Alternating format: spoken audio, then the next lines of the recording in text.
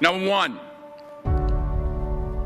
put God first.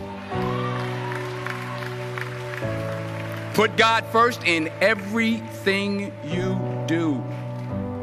Everything that you think you see in me, everything that I've accomplished, everything that you think I have, and I have a few things, everything that I have is by the grace of God. Understand that. It's a gift. 40 years ago, March 27th, 1975, it was 40 years ago, just this past March, I was flunking out of college. I had a 1.7 grade point average. I hope none of you can relate. I had a 1.7 grade point average. I was sitting in my mother's beauty shop. They still call it beauty shops now? What they call it now? Yeah, I was sitting in the beauty parlor. I was sitting in my mother's beauty parlor, and I'm looking in the mirror, and I see behind me this woman under the dryer. And every time I looked up, she was looking at me, just looking me in the eye.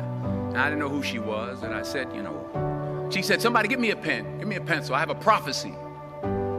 March 27, 1975, she said, boy, you are gonna travel the world and speak to millions of people. Now mind you, I was flunked out of college.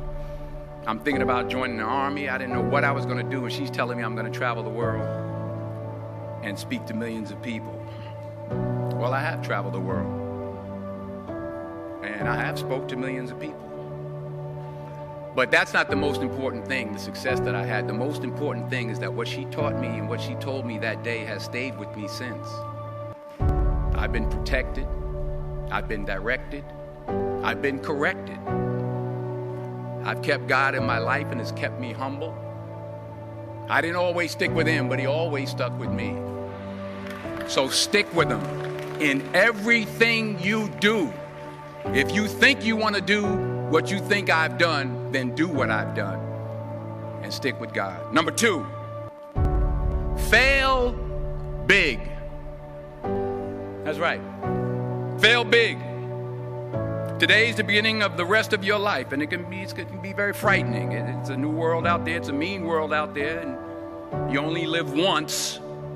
So do what you feel passionate about. Take chances professionally. Don't be afraid to fail. There's an old IQ test, was 9 dots, and you had to draw 5 lines with a pencil within these 9 dots without lifting the pencil. The only way to do it was to go outside the box. So don't be afraid to go outside the box.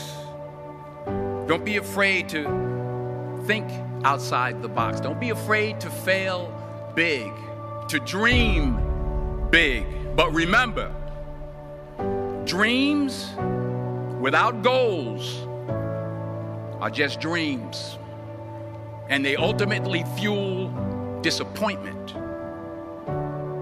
So have dreams, but have goals.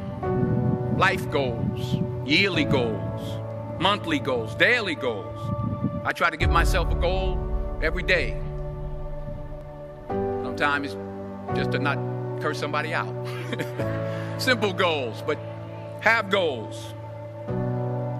And understand that to achieve these goals, you must apply discipline and consistency. In order to achieve your goals, you must apply discipline, which you have already done, and consistency every day, not just on Tuesday and miss a few days. You have to work at it every day. You have to plan every day. You've heard the saying, we don't plan to fail, we fail to plan. Hard work works. Working really hard is what successful people do. And in this text, tweet, twerk world that you've grown up in, remember, just because you're doing a lot more doesn't mean you're getting a lot more done. Remember that. Just because you're doing a lot more doesn't mean you're getting a lot more done. Don't confuse movement with progress. My mother told me, she said, yeah, because you can run in place all the time and never get anywhere. So continue to strive, continue to have goals, continue to progress. Number 3, you'll never see a U-Haul behind a hearse. I'll say it again. You'll never see a U-Haul behind a hearse. I don't care how much money you make, you can't take it with you. And it's not how much you have, it's what you do with